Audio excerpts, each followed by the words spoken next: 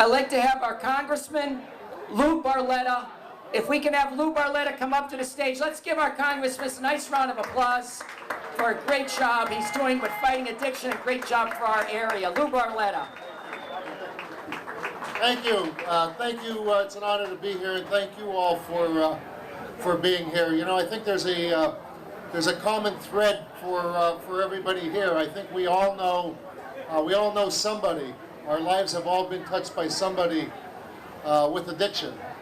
I have a personal experience with it, and that's why I wanted to be here to share our thoughts and our support with each other. You know, the first thing we learn when you find out somebody that you love has a problem with addiction, the first thing you really need to learn is that it is an illness, it is a disease. Nobody wants to be addicted. And I also know how hard and how the toll is on the family as well. You know, and trying to get them the support, living every single day in fear. Every time the phone rings at night, your heart beats faster. Every day, every moment, you're wondering if that person is okay. So the family lives together, really suffering with that person. And I found that I think the hardest part is really trying to get that person to treatment.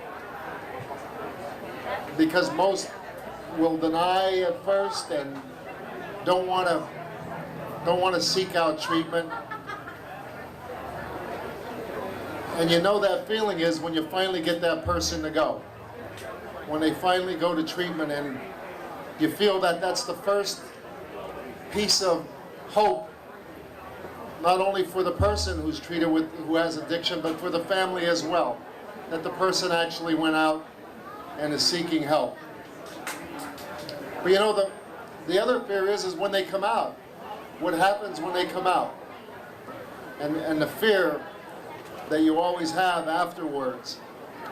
So I think this, the whole purpose of this is so good is how do we bridge that gap? How do we make sure when somebody comes out of treatment that there's somewhere for them to go, that there's some more help? You know, I want to make sure that I do everything, and it's not only a political issue, it's not only a community issue, it's not only a family issue, really it's a human life issue. And I think we all need to come together, no matter whatever we do in life, there's something that we can do to help with addiction. For those of us who are in government, there's something that we can do to try to help with addiction. For those that are community leaders, there's something you can do to help with addiction. If you're a family member, your experience of what you went through may help somebody else. So I think, you know, when it comes to this horrible, horrible disease, this horrible illness, the one thing that we know the most is that there's no one person who's better at it than someone else. We're all in this together, including the person. And I think the most important thing is that our country and the world knows that these people do not want to be addicted.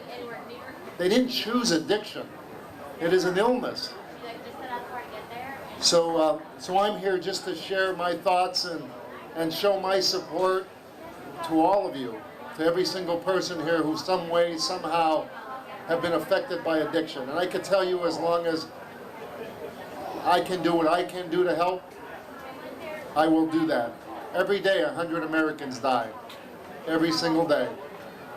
Every 25 minutes a baby is born addicted. Its first breath of life is as an addict. So this is a problem that's far beyond what most people know, and we have to make sure that there's an awareness and there's a support, a human life support from all of us, no matter what we do in life. Thank you very much. God bless you, and God bless America. Thank you. Let's give sorry about that. Let's give another round of applause for our Congressman Lou Barletta. Let's give it up for Lou Barletta. And now another Congressman, Matt Cartwright. Let's give it up for our Congressman, Matt Cartwright. Let's give it up. Everybody knows this guy. Thank you so much for coming. Thank you, Congressman Barletta. Ladies and gentlemen, I'm Congressman Matt Cartwright, and I'm very pleased to be invited here this afternoon, both to honor the memory of Sammy Heenahan and to speak out about opioid addiction and abuse. One thing that you just noticed happened is that we had a Democrat and a Republican from Congress show up together for the same purpose, with the same message, and the same goal. Yeah.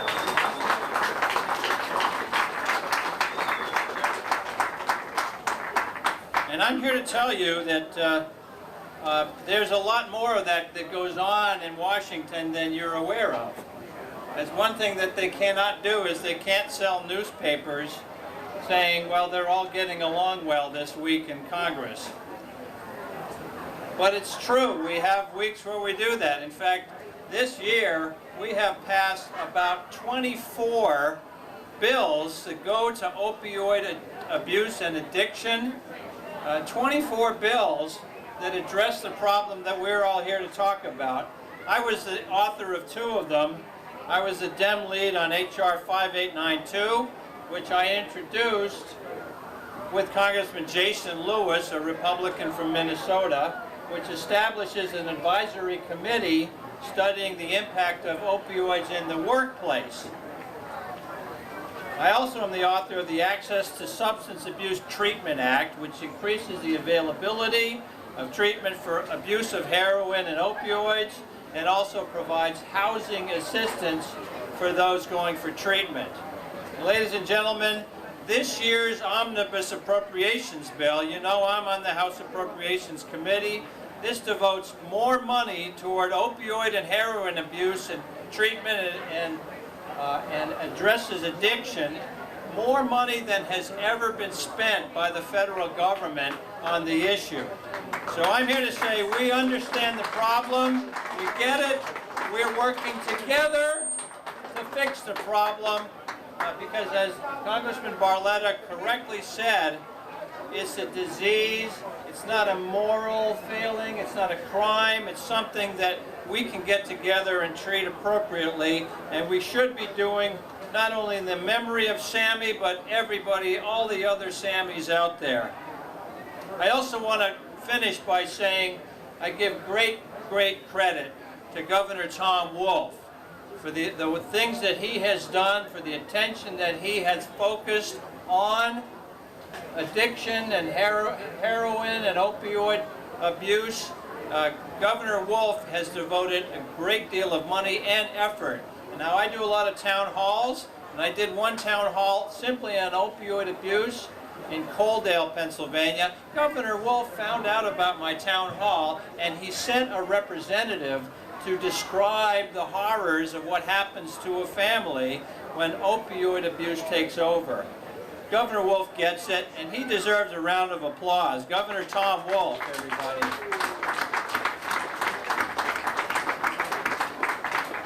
So I'm here to say thank you for having me here today. I'm Congressman Matt Cartwright. I was concerned about this issue when people were still whispering about it. Thank you all so very much.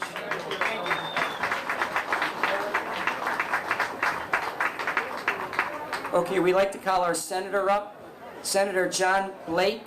If we give a nice round of applause for our senator coming up, John Blake.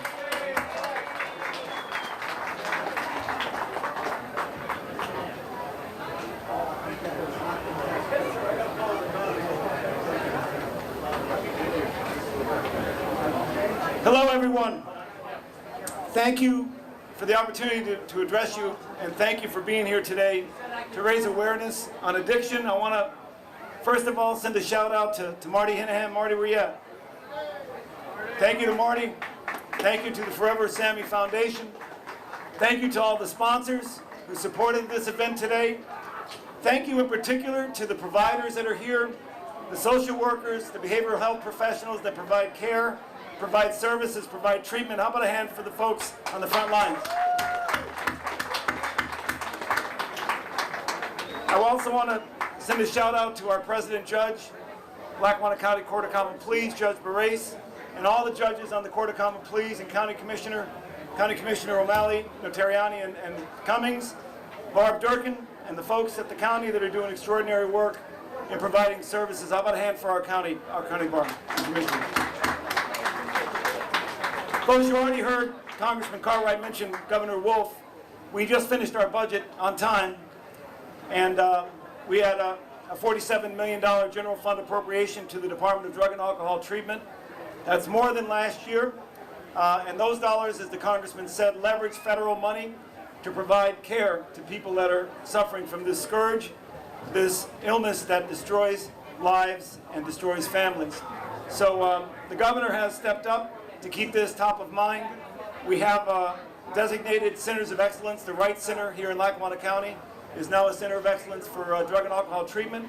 And we've been trying to play catch up, folks, because we're way behind. We are way behind. So all I would say is thank you for raising the profile. Thank you for gathering around an issue that needs an entire community in order to solve this problem. And keep in mind that there are people out there who want to help. And families need this help, and they need to be properly coached and directed to get that help. So God bless all of you. Thank you again, Marty, Forever Sammy Foundation. Keep up the good work.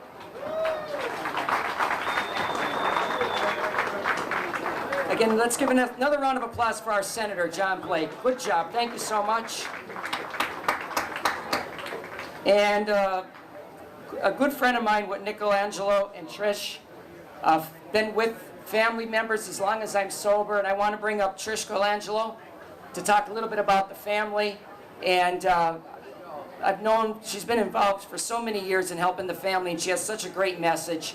The Forever Sammy Foundation asked if she could say a few words.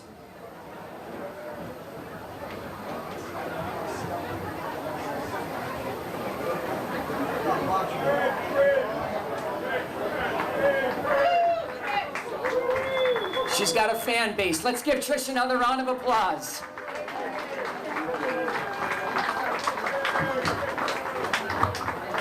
Well, this is great. My name is Trish Colangelo, and I am a grateful recovering family member, which means alcoholism touched my life personally as well as professionally. I've worked with families now for over 40 years, so I have watched the devastation. The congressmen and the senators that were here before me, they all mentioned families and what happens to them. I have seen it happen. You know, families are as addicted to the addict as the addict is addicted to the substance. And very often we don't even know that. We change, we don't know who we are because we are so watching the person that we love die. So we're dying with them. I heard a young man one time said to his mother, the mother said, "You're breaking my heart." And the young man said, "Yeah, but heroin took my soul." And that's all I needed to hear. It was so sad because it was true and it's poignant. This day and time, there's tons of families affected by this. They're so affected they don't even know they are. They're watching everybody's move. They're watching the person, what they're doing, who they're talking to, what they're talking about. Did they drink? Did they drug? If they did, how much did they do? And all these things just, they don't matter in the long run. What matters is the person gets out of their own denial and gets help for themselves. Family members sometimes are in more denial very often than the chemically dependent person. So they don't understand that they need help. So what we do for the education is talk to them about the symptoms and the signs of them needing to get help. There is help and there's hope for everybody, but everybody has to jump in the pool together. Often I see the person getting recovery from the 12 steps and the family say, "Okay, great, now they're doing okay, I don't need to do anything." And that's an illusion, it's a myth, it's not true at all. Because we have been affected day in and day out, as some of the previous speakers mentioned. We're always waiting for that person to change, we're waiting for that person to do what we want, and when we don't do that, we get angry. And we get angrier and angrier. So when they do get better, we're still angry and they're doing great.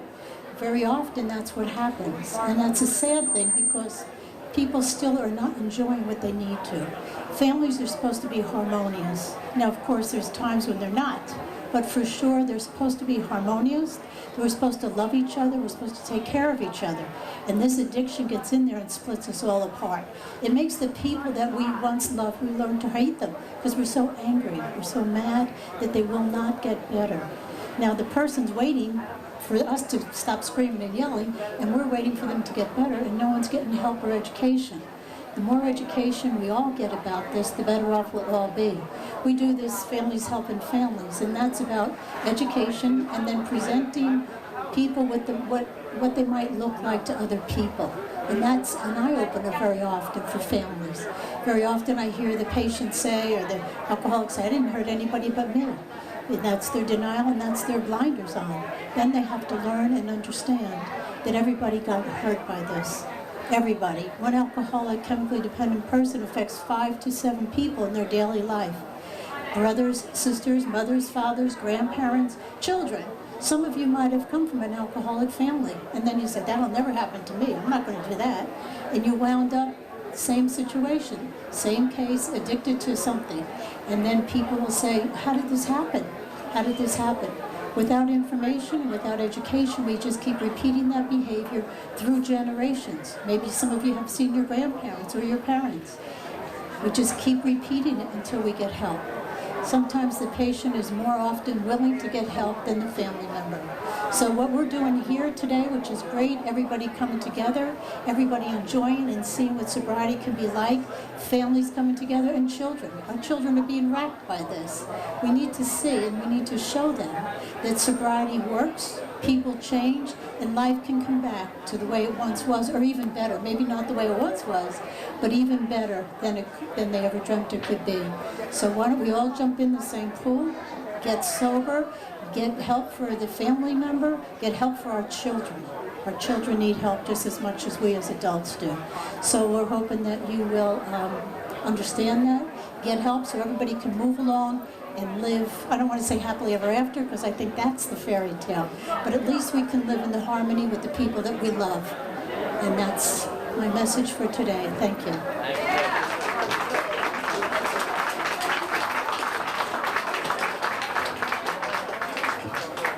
When she was mentioning family, I think everybody here is aware of getting the call, the late night call that your son or daughter died. I had the opportunity to sponsor 4 gentlemen that had passed away, and that's how much the family, it's so sad. Does everybody understand how sad it is and how much it affects the house? It really is. When you hear a mother that has to shower with her purse in the shower and money and different acts that are going on, it's so sad. That's what affects everybody in what we're about here today. So keep in mind the family. And please, if any family members or somebody's new to recovery here, please ask anybody, ask for help. It's here today. Our next speaker is our fire chief, Pat DeSarno, is going to say a few words. Let's give Pat, who's a close friend of mine, a nice round of applause. Pat DeSarno.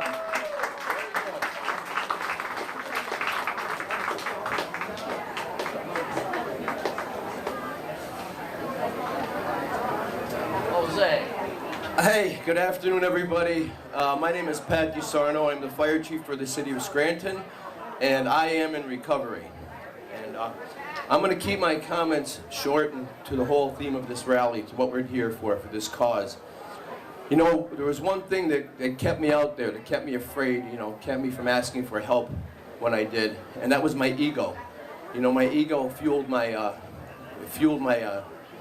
disease. And I was afraid to ask for help. And you know what, that's what keeps people sick, the fear, the shame, the guilt, that kept me sick for a long time. But on the same token, that fear, my ego, my big ego, made me think I was invincible, gave me a false sense of I was in control, false bravado, but really I was just a scared person, afraid to ask for help. But then one day, 2 people who I hold in high esteem, one of them is here today, one of them who I credit with helping to save my life, they showed me the courage to step up out of the shadows, and not care what the people were whispering, to keep to this theme. That's what I was afraid of. I was afraid, what are people going to whisper about me? What are they going to say about me? That fear. I was scared. But 2 guys who I credit with saving my life, they showed me the courage. They said, we can do it. We're in recovery. You can do it. So that gave me hope, and that hope now fuels my desire to come up here. If I give one person hope by saying, damn, if he can do it, if he's not afraid to step up, step out, talk about recovery and move on with a great life, then that's what I'm here for, and that's a good thing. And so, if to keep with the theme, don't be afraid. Lose that fear. It's a good life out there. The whispers can stop. Let them. I don't care what the whispers are anymore. I don't care what they're saying about me. Because if somebody's going to come at me now, I'm not that person these days. Okay? If somebody wants to come at me today and say, hey, this guy doesn't drink, doesn't do drugs, believes in God, prays, and helps people, well then come on out. Come on at me. Because if that's the best you get, if that's the worst you have at me, bring it on. And I just want to thank Marty and everybody for having me up here to say a few words. And God bless y'all. It's out there. Hope is out there. If I give somebody that one bit of hope, please, there's so many resources here to my left and right to help. Step up to one of those tents and get some help. Thank you very much. God bless you.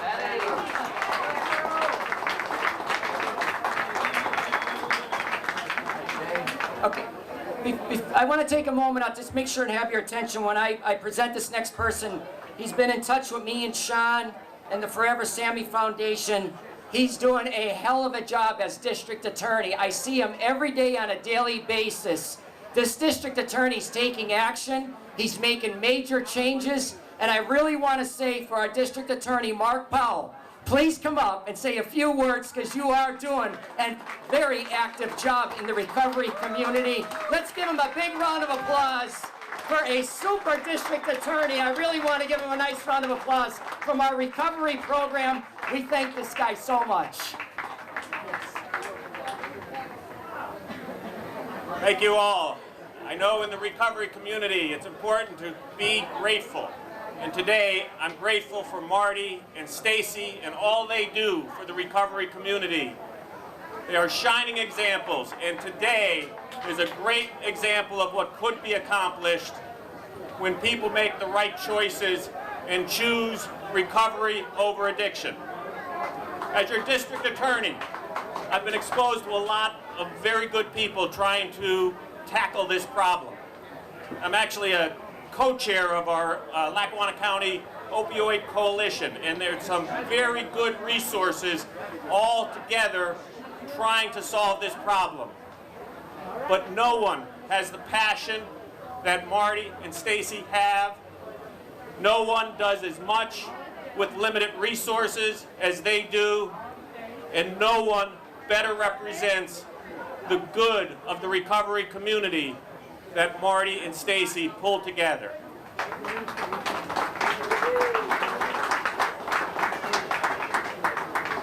As your district attorney, I see my role to deter drug use, to take drug dealers off the streets, and to send a message to doctors who push opioids over patient safety. Yeah. And I take that role very seriously. There's a degree of accountability that must be had, but we also know that jail is not the answer for those who suffer from addiction. And we have a very successful drug court. The success is in the numbers. The success is in the people. There's accountability for those who choose to use. And there's a relief for those who choose recovery. And it's been in existence for 20 years, and we're a shining example across the state for our Lackawanna County Drug Court program. We are looking at ways to make it better, and we'll continue to improve. If we simply could expand the numbers, that would be a great improvement, but that, of course, needs resources. We're trying to get earlier intervention because we know early intervention works. From the date of the arrest, the earliest we could get someone into recovery, we know that their chances of having long-term recovery will increase. And we're trying to devote resources for that period of time when someone gets out of an inpatient care to give them transportation, housing, and jobs so that they can fuel their success.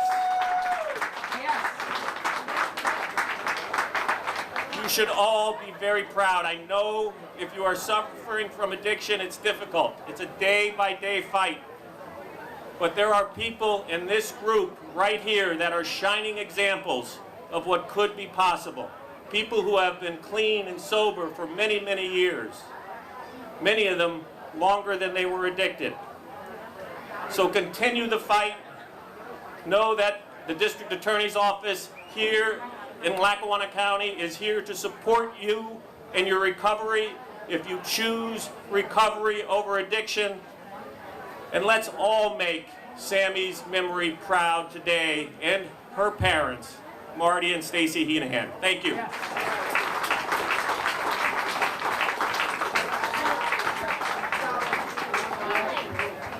As politicians speak, this gentleman walks the walk and talks the talk as our district attorney, very much. He needs another round of applause, very much so. At this time, the family has asked Floyd, is Floyd here? Is Floyd around? Floyd Selly. Okay. Yeah, how about Chief Carl Graziano? Is the chief here, our police chief? Yes, I didn't see you here, Carl.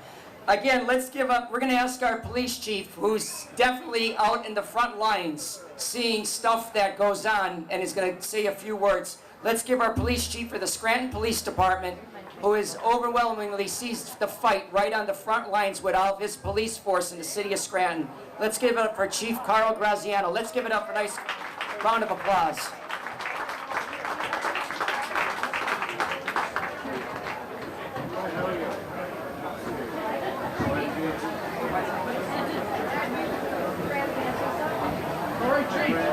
Good afternoon. Just want to thank Marty for inviting me to say a few words, and I promise I'll be very brief. I could definitely get long-winded at times. You know, the work that they're doing in our community is definitely making a difference, and I could see that. You know, out on the streets and seeing the police reports and seeing what's happening and seeing the tide is changing, I think. And I saw a stat yesterday in a newspaper that in 2017. There was 31% less opioids prescribed by our physicians in the Wilkes-Barre-Scranton area. And I think that's a big step in turning the tide. You know, I've seen the effects of substance abuse, and specifically I'm talking about opioid abuse in our areas from a personal and a professional standpoint. A few years ago I lost my sister to prescription opioid abuse, where a doctor was over-prescribing medication for her and really resulted in her death. And I've seen it from a professional standpoint, you know, where we're responding to you know, overdoses almost on a daily basis. Since we instituted our naloxone program approximately 2.5 years ago, we have had 33 reversals from individuals who were no longer breathing, and naloxone was administered to them out in the field.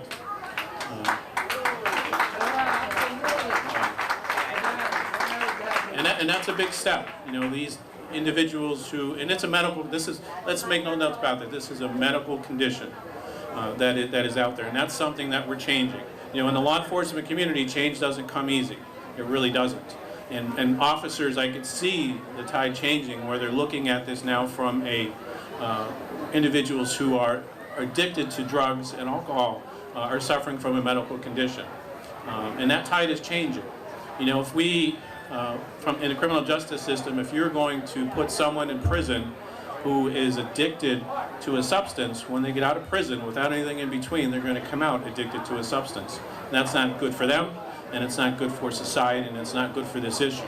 It takes a community to solve problems.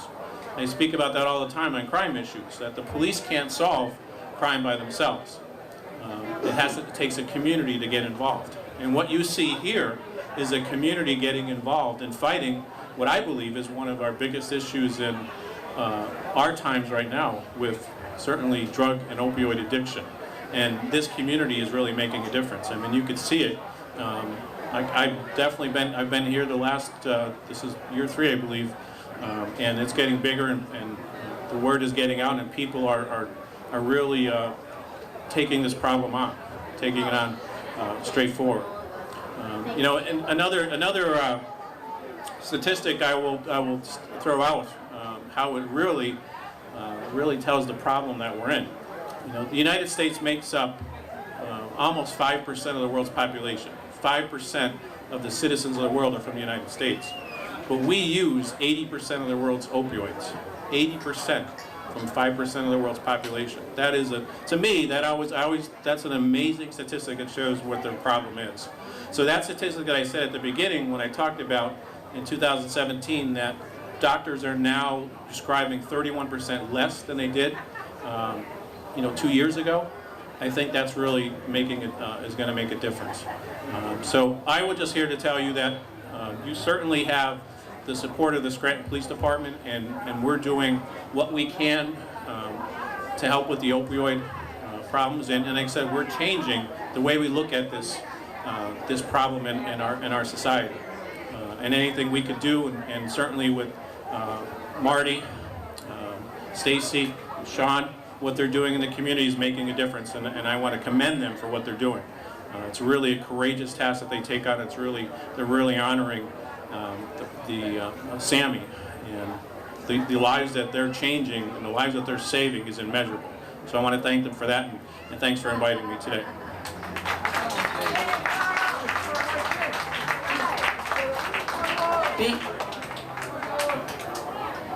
They say it raises like a village to get a family, raises a village. Our county is a village. We have the chief, the fire chief, the commissioners here, state representatives, our recovery family, all together here.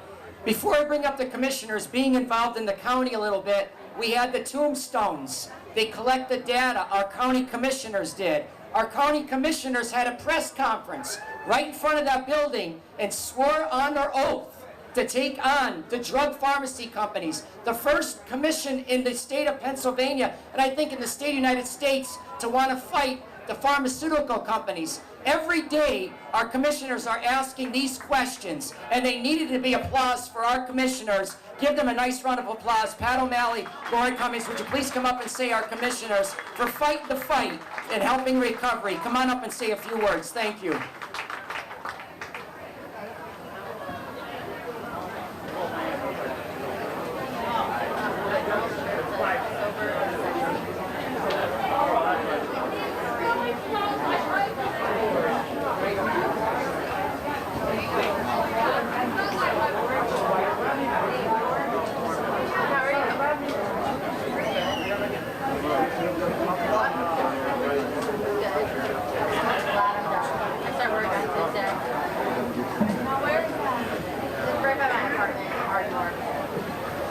Ladies and gentlemen, first and foremost, on behalf of myself and Commissioner Cummings, it's an honor and a privilege to be here with all of you today.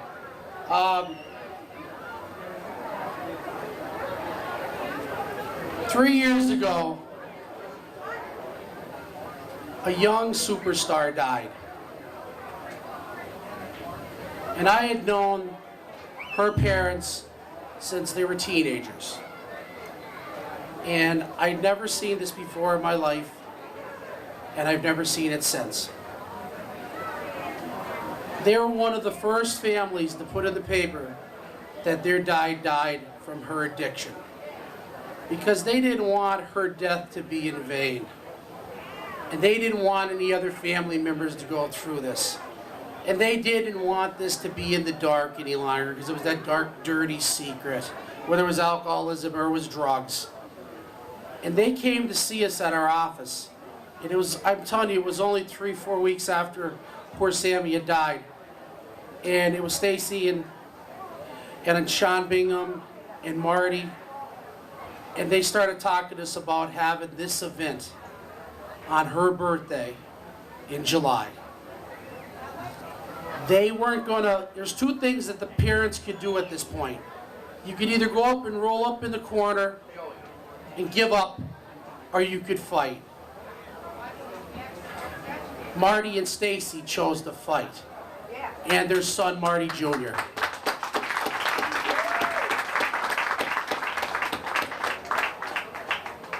They inspired us so much that we're one of the first counties of the Commonwealth of Pennsylvania to openly, in front of the courthouse, sue the pharmaceutical companies for overdosing our country. We are suing them. They stood with us, they cried with us, they understand us, and we understand them. And we know that this is something that no family should go through, that no parent should go through. It's not, you can't even comprehend as a parent to bury your own child. It shouldn't happen. It's against nature. Marty and Stacy had to do that. And 3 years later, we're here and we're fighting on behalf of every single family out there to make sure this doesn't happen to them. Marty and his wife are two of the strongest parents I've ever met in my life. And their daughter, I know that she passed away, but as long as her memory is alive and she's in everyone's heart here, she lives on. And for anybody out there that has an addiction, please come forward. All of us are here to help. Lackawanna County Board of Commissioners are here to help. All of us are here to help. And it is just a great honor to be here today in the presence of two great parents. At this time, I'd like to introduce Commissioner Cummings. I would just like to extend my gratitude to my fellow commissioners, Commissioner O'Malley and Commissioner Terriani, for helping me to make this a focal point for Lackawanna County. Back in 2012, I had the unfortunate privilege of having to deal with this in my own family and friends, and as a nurse I've seen it. And you know, I would be talking about this issue and people would tell me that I was crazy because I was blaming the doctors for overprescribing medications. So I went on a little bit of a pilgrimage to try and get this message out there. And one of the doctors pushed back and said, you know, with all due respect, this wasn't the doctors, this was the pharmaceutical companies, and this was the regulations at the Veterans Administration. And I thought, what is that? That's crazy. So I started researching it. And I found out that that was absolutely true.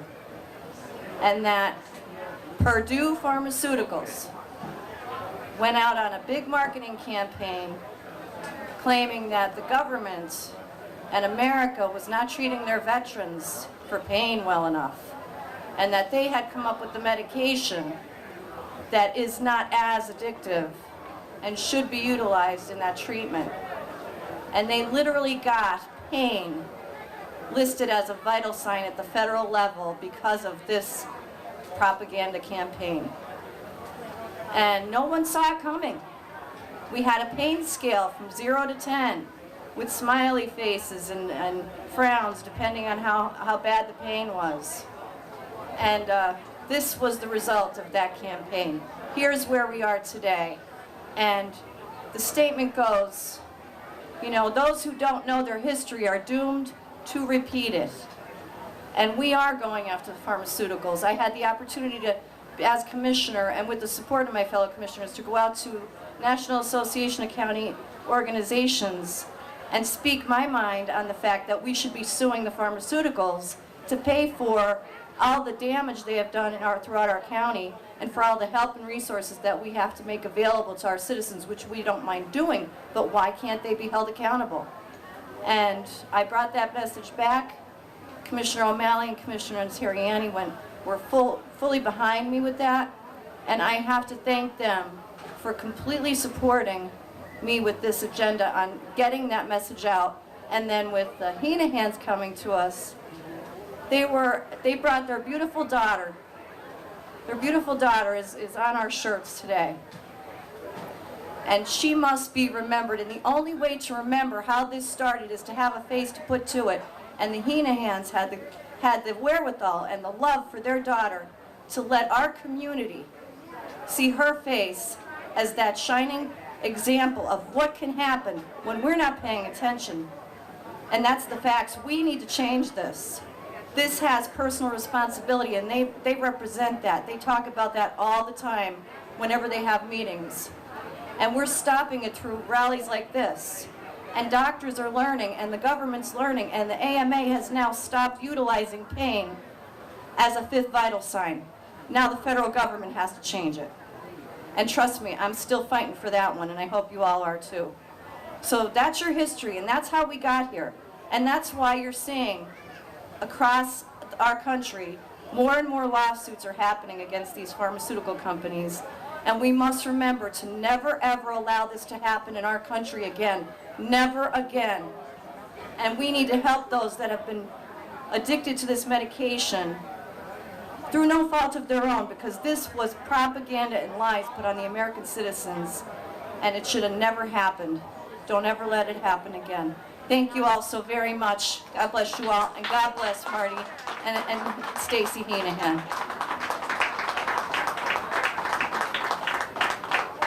I'd like to congratulate everybody that's out here on their sobriety. And those that have an addiction, please reach out, because there isn't a person here that isn't going to reach back and grab your hand. At this time, I'd like to bring Stacy and Marty up. We have a proclamation acknowledging their wonderful daughter in this incredible day. Could you please come forward?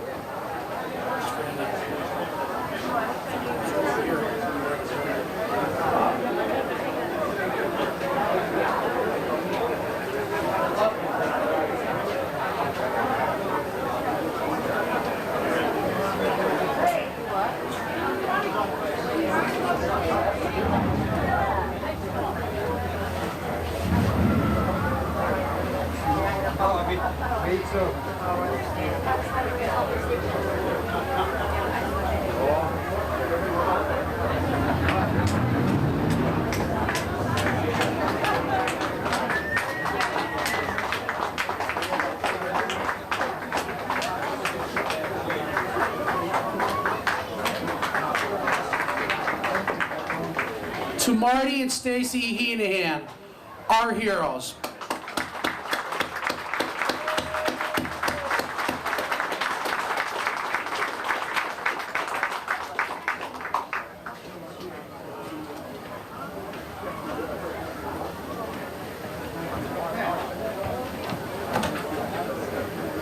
Well, we couldn't have a meeting without Leo helped me when I came in after high school, so Leo's going to say a few words too, and he's very much involved in the recovery program. Everybody knows Leo Verganetti. Come on up, Leo, and say a few words. He offers so much love and passion in the recovery community. Leo is a foundation of our recovery program. We won't say all the programs, but our recovery program. Leo, love you. Hi, I'm Leo and I'm an alcoholic. Hi everybody. Marty around 5 minutes ago asked if I would come up and say a few words on behalf of the Sammy Foundation. And I think back when Sammy was in the program, when she was at the meetings. The first time I heard her share, she was the most eloquent person in the room and had the most intellectual conception of this disease than anybody I know. What we do know about this disease and what I know about, I know everything there is to know about this disease. I'm an expert for other people. For myself, I'm as dumb as a box of rocks. And I need to say that because it's the truth. And I also need to say it because we don't need to know anything about this disease. What we do need to know is we need to do something about it. Sammy struggled over and over, and certainly Stacy and Marty struggled along with them, and little Marty and the whole entire fellowship. We were all concerned about her, and she tried everything possible, and her family tried everything possible, and had no power over it. And she did pass away, and that was the saddest thing that we could ever imagine, and certainly was the most heartbreaking thing to watch two parents go through the pain that they went through as a result of it, because they did everything 100% of whatever needed to be done, and it wasn't enough. However, the night she died, Marty called me and he asked me, well, I don't know what to do. I don't know what to tell the newspapers calling me. And I said, well, you could tell them like other people tell them, you know, she passed away unexpectedly and whatever, and that'll be that. But in my world, the spirit lives forever, and the spirit of Sammy obviously is living forever. and it's, just look at the crowd that's assembled and the spirit of the crowd that's assembled. I said to Marty, I said, if you want her to live and to want to make sense out of this nonsense that she paid her life for, and you want to help in the effort of other people, then maybe you want to just tell the truth. And to Marty and Stacy's credit, they decided to do that in behalf of other people that are suffering from the disease, so that nobody else would have to go through the pain that they were going through. And they did put it in the paper, and as a result, the spirit of Sammy lives forever. And the whispers have stopped, and we're talking about it. You saw all of these public officials come up here today, and I've got to take my hat off to them, because every one of them was right on the money, very concerned, okay, and know a lot about what's going on in our community and care about the people in our community. So I just want to take an opportunity to thank every one of them for coming up and sharing their own experience as a result of this. As far as Marty and Stacy are concerned, these are the two nicest, most generous, grateful people that I've ever known. They've given their whole life effort since Sammy's passing in behalf of the spirit. And I know she's shining down on us today, because it was like freaking the gushing of the water last night. I didn't think it was ever going to stop. And I called Marty today to tell him, look, don't worry about it. Sammy will be shining down on you. And I got the message across, and the sun came out, which I prayed and I hoped that it would. And I'm touched by Marty and Stacy asking me to come up and say a few words. I wasn't supposed to, but I'm so happy that they asked me. And keep the family and the fellowship in your prayers. God bless. Thanks, Leo.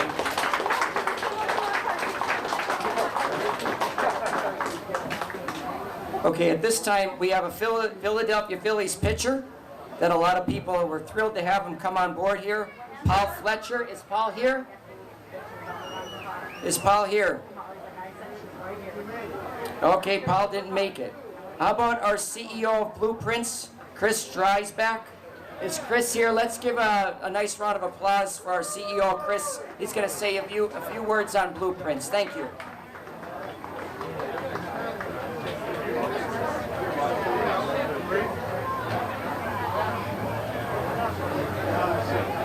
I feel like this is real short right here. I don't even want to try and move it, I'll break it. It's okay, I got it though. Got it? Hey everybody, my name is Chris Dreisbach. I'm the co-founder and CEO of Blueprints for Addiction Recovery. We are a network of treatment centers in central Pennsylvania, most notably in Lancaster and York. You can stop by our table over there and meet our awesome staff that came out today and donated their time to be a part of this. And I gotta tell you, I don't usually like to talk too much about Blueprints and what we do at things like this, because the spirit of today isn't really about Blueprints, and it isn't really about what we do. It's more about what we can do to end this ridiculous opioid epidemic that's stealing all of our family members and all of our friends. And yes, I am holding a little hug, and I am a 300-pound man, so you can laugh at that. It's okay. This is a very expensive 4 ounces of liquid. But we launched out on an 18-city town hall tour earlier this year in January. And the first stop on that town hall tour was Wilkes-Barre, Pennsylvania. And at that event, I got to meet this little guy in a pink shirt named Marty Heenahan. I don't know where he's at anymore. He ran away. Marty, he's gone. But I got to meet Marty, and I got to meet his wife Stacy, and I got to see, oh, right here, Stacy. I got to see the things that they were doing in their community. And the whole purpose of our town hall tour was to really engage in conversation with different communities across Pennsylvania and how we can come together, become educated enough to end this thing, and just be together as a community. And I got to meet Marty and Stacy and see the things that they were doing in this community, and it absolutely blew my mind. And I was extremely thankful to have the opportunity to bring them down to tour our facility, and by the end of the time that they were there, Stacy was in tears with excitement with the fact that there was something going on that was family oriented and just loving in nature. So I am extremely happy to be asked to come here today and be a part of this event, which is absolutely incredible. So I'm not going to take up too much more of your time because I may die of heat exhaustion in this suit, but I really want to thank you all for being here today. Thank you. Thank you.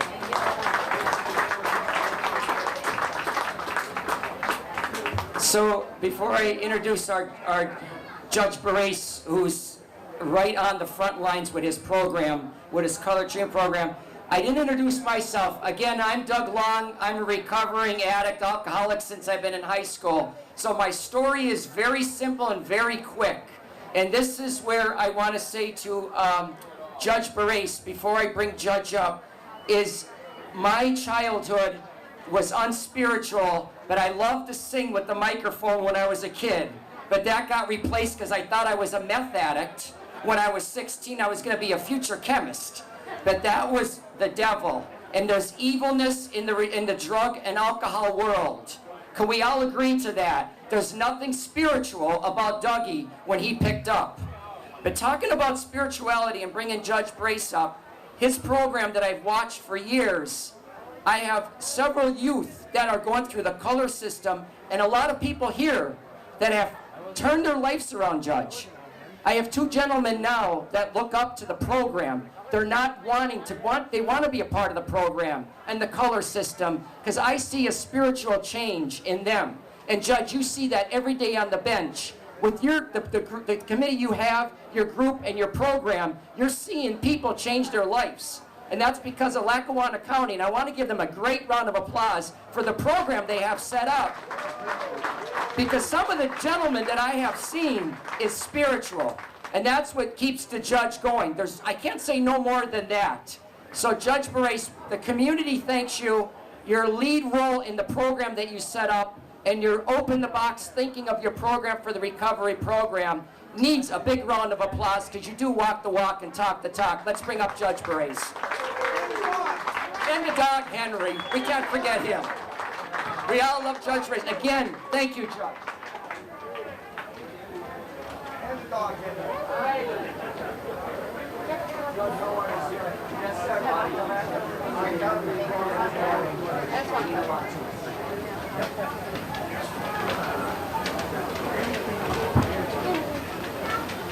On this hot, hot day, it's just beautiful to see everyone here. I was afraid of the storms when I saw the forecast, but obviously the weather has held out, and I can't thank the Henahans enough for having the courage to do this, number one.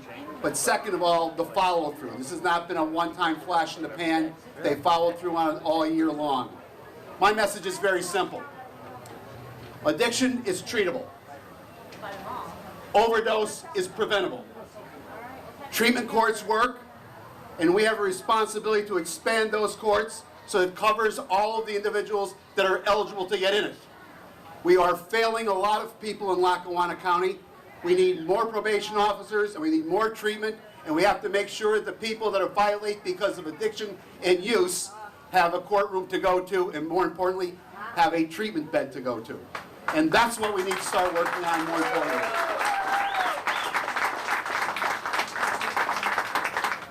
I can't tell you how many parents call me on a weekly basis saying, please help us.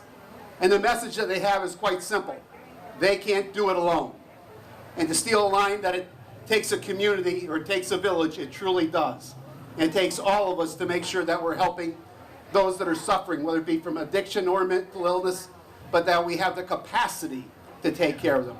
And right now the capacity is not where it needs to be, and we need to change that. Hopefully with a presence like today and the fact that we're facing the stigma, and we're saying that stigma is not going to keep people from treatment, stigma is not going to keep people from being alive and living a good life, we're going to make changes. So I thank the Henahans for all they have done. That really has made a huge change in the way in which people look at addiction. They're realizing it's not the person under the bridge, it's not this robber thief, it's actually the thief of our lives, it's a thief of the addiction that's killing our families. And so it touches everyone. I don't care who you are, I don't care your social status, I don't care anything about you. Addiction touches you. And we need to make changes to make sure that we're there to help. And I thank the Heenans. Thank you.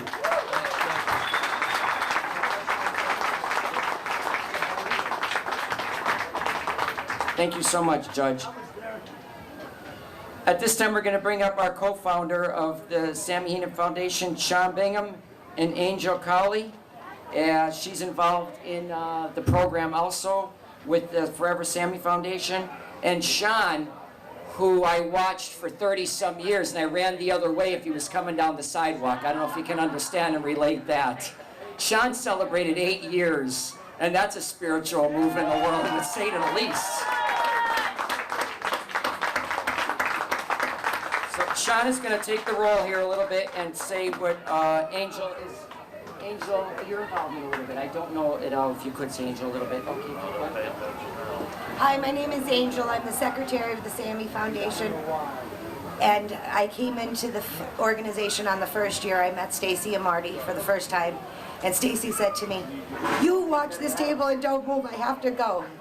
And ever since then, we became friends. And this touches my heart and soul. And it's a great organization. And they help so many people every day. Their phones are ringing nonstop. Marty's running. Stacy's running. And all they do is care and try and help everybody they possibly can. And we thank you guys.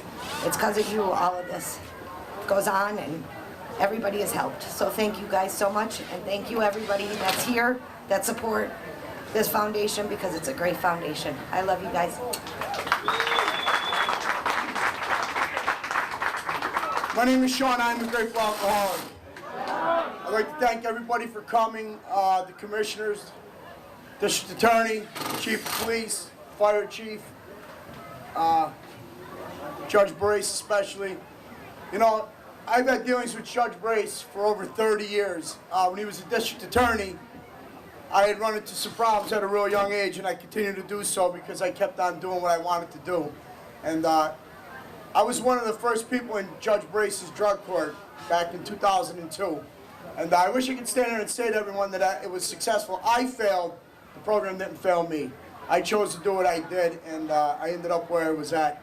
But needless to say, as someone mentioned earlier, you know, 8 years ago, I decided one day I woke up on July 7th that I was going to change my life. Now, I didn't know how to do that, and I didn't know where to go. So I went down to this place in town, and they put me in treatment, and I'm forever grateful for that. But 5 years later, I had, we were playing cards one night, and Marty and Stacy, Marty was with us.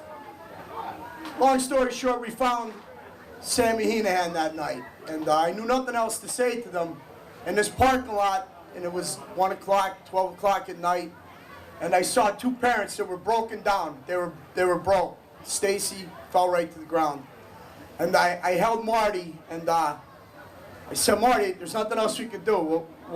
We won't let this kid die in vain. We'll start a foundation, and we'll do that." And shortly thereafter, we approached Judge Brace, myself, Marty, Stacy, and a couple other people, and that's what became the Forever Sammy Foundation. Although we only had 8 weeks to do it, or 6 weeks to do it, Marty worked real hard, and Marty put it together. Marty continues on a daily basis to do that. He gives me all this credit, and I deserve basically none of it. You know who deserves the credit? These two people right here, Stacy and Marty Heenan. Stacy works diligently on a daily basis. You know, I know, looking around here today, and I know personally that there are some families who have lost some loved ones recently. The Marsico family's here, and I know they just buried their son, Tony. And I just want them to know that our heartfelt condolences go out to your family. We know the loss is great, and if there's anything we could do here at our foundation, we've reached out. We know whatever way we can help, we will. But I just know this much, that throughout the years, especially the last 3 years, what I gained is I gained two great friends. And I remember Marty, he says it all the time, he kept going back to jail. And the last time he went to jail, I ran into him and I asked him, "Marty, are you done?" And that's the question, I guess, is the $6 million question, are you done? Because if you're not, believe me when I tell you, I could stand here for the next hour and I can name names of people who are not done, but they are permanently done today. Why? On the family side, I have some brothers and sisters who are suffering today from this disease of addiction. And you know, they potentially can die. And there's nothing I can do about it. All I can do is pray that they'll make a difference, they'll make a change, it'll make a difference in their life. I made a difference in my life. How did I do that?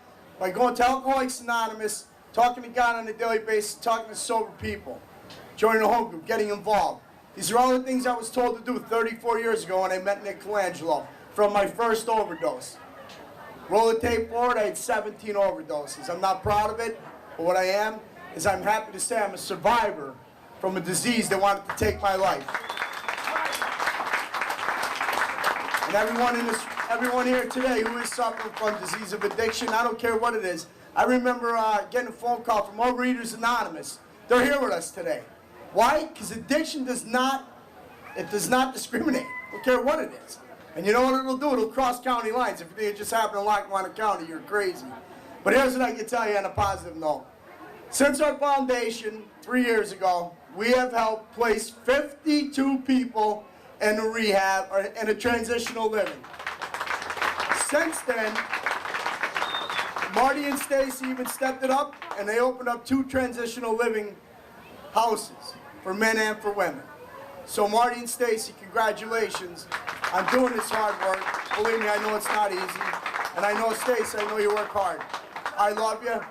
God bless you all. Thank you. All right, let's give a nice round of applause for all the work, all the organization that they put in their foundation. They did a really amazing job.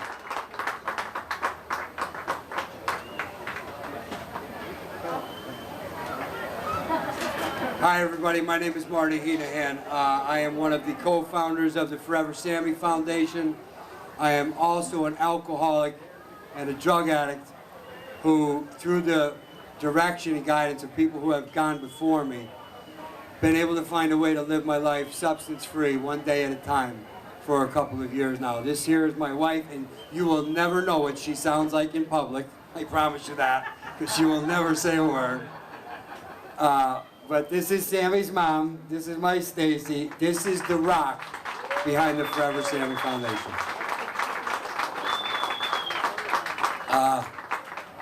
First of all, I'd like to thank all of the treatment providers. There are so many to mention, along with all of our local law enforcement, from our District Attorney Mark Powell to our Scranton Police Department Chief of Police Carl Graziano, the local politicians. One of the things that I was thinking about as the politicians were speaking, I thought about what a blessing it is to belong to an organization that doesn't care about whether you have Republican or Democrat in front of your name. Because the truth of the matter is,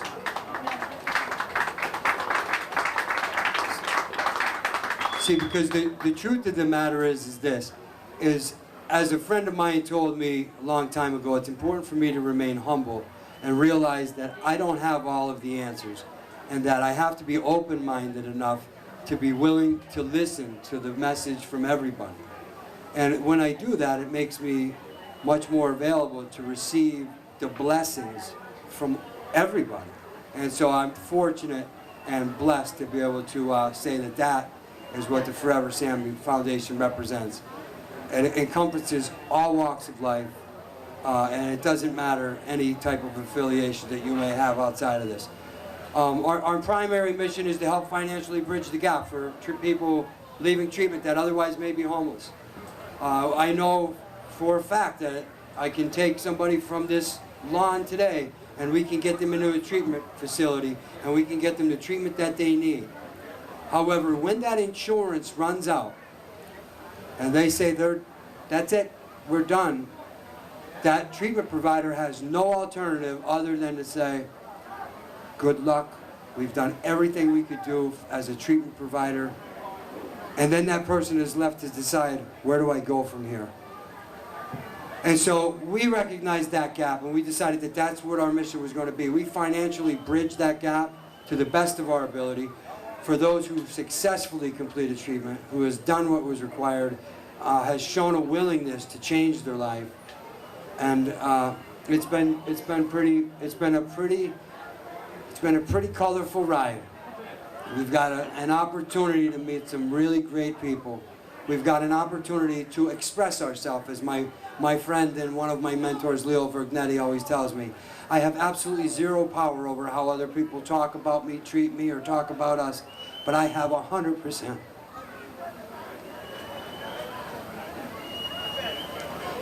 I have 100% power over how I express myself in return. And we at the Forever Sammy Foundation, we express it with kindness.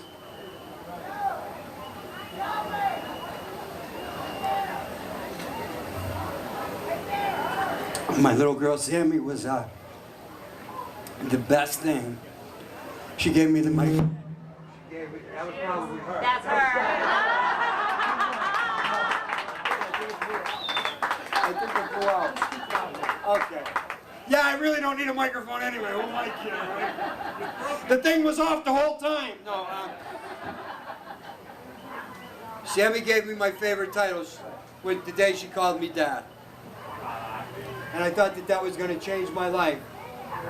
And I thought that I was going to be able to move forward in a different direction, because then I had a passion and a purpose. But unfortunately for me, my addiction runs strong. And I couldn't seem to be that nice guy that I really wanted to be. And then when I was in one of those federally funded housing units, I'll say, on a vacation from my travel agent, Honorable Judge Barres, I got a card on Father's Day, and on that card it said, "I know it sucks right now, Dad, but help somebody while you're there." You see, because she knew what the truth was. She knew that the spirit of kindness is more powerful than any political statement. What we're doing here today, it's more powerful than any one person. I'm just so grateful and honored to be a part of you guys, because the power resides in you. The same way it resides in me, the same way it resides in Stacy. And on the day that we found Sammy, I stayed up and I drank a lot of coffee and I smoked a lot of cigarettes and I had a lot of questions for a guy who I had never had a relationship with, and he resides in those clouds up there. And I believe that he gave me the message that I was looking for. And then I wanted to say, okay, Sammy, I got my message from him. What's my message from you? And just like that, those same words that she said on that card on Father's Day came back. She said, "I know it sucks right now, Dad, but help somebody while you're there." And it had nothing to do with jail anymore. It had nothing to do with the pettiness of who has what, who's going to get over on you. It's funny, we did something and somebody had taken advantage of us financially. We gave them money for something, and somebody said, "Don't you get upset when people take advantage of that way, Mark?" He said, "How can you not get mad?" And I said, "Well, it is my belief that 100% of the human race takes advantage. Whether they take advantage of the kindness or whether they take advantage of the opportunity is for them to decide." So what we decided to do is we just want to continue expressing ourselves in kindness, allow them an opportunity to recreate their lives. Be there for the family members, the ones who lost loved ones to this dreadful disease, such as the Morsicos. And, you know, we recognize that, we see this, and it doesn't have to be. It's not a necessity. So thank you everyone for coming out. Thank you to all the treatment providers. I'm sorry, I don't want to miss anybody. Evan Glass over here is selling Forever Sammy balloons. We're going to try to break Lackawanna County's record with the largest balloon release in the history of Lackawanna County. This great organization currently holds the record. That's us. And so we're going to try to break our own record. So if you please go over and see Evan Glass. You'll see the balloons over there. Please help us out with a small donation. 50-50 raffle tickets are at the table right behind you. There's plenty of food, drinks, and refreshments. And thank you so much. We love everybody. And we still got a couple hours or so here, so let's... The bracelets we are out of currently. A lot of people have been asking, but we will be getting them soon. We do have some Forever Sammy stickers, car stickers or something, stuff. I don't know. I have no idea. But and for the 3rd year in a row, you ready? Here's why we're here. The first year a girl got taken off of the steps, put in a van, and driven to a local treatment facility. Her father is standing here today. She just gave birth to a healthy baby boy in his home.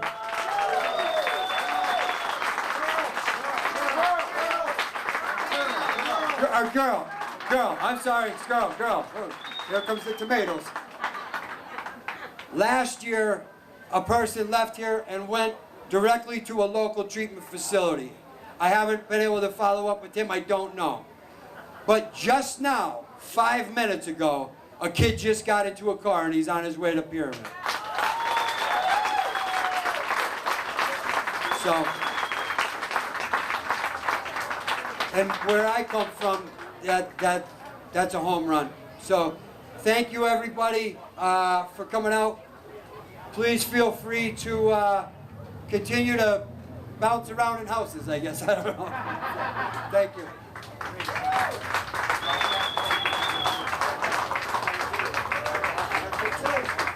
Again, we want to thank Marty and Stacy. Let's give them a nice round of applause.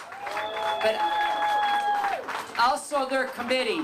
What a great group of friends and committee they have. All the volunteers for Marty, all the pink shirts. Let's give our committee who set this all up today a big round of applause. And again, when I close, we'll do some fun. I'll have some great music. We have some entertainment coming up in about 5 minutes then, till they set up. We have some live entertainment. Please, hamburgers and hot dogs in the back and everything. And we'll close the program, but we're not closing the event today. We're gonna do the balloon launch. Evan has the balloons. Everybody get a balloon. And we'll do the launch, and please, the raffle baskets. Again, thank you for coming out. Say your prayers for everyone in recovery in our area and the families that are suffering in addiction. Thank you so much. It's Doug Long, and I'm glad to MC the event. Thank you.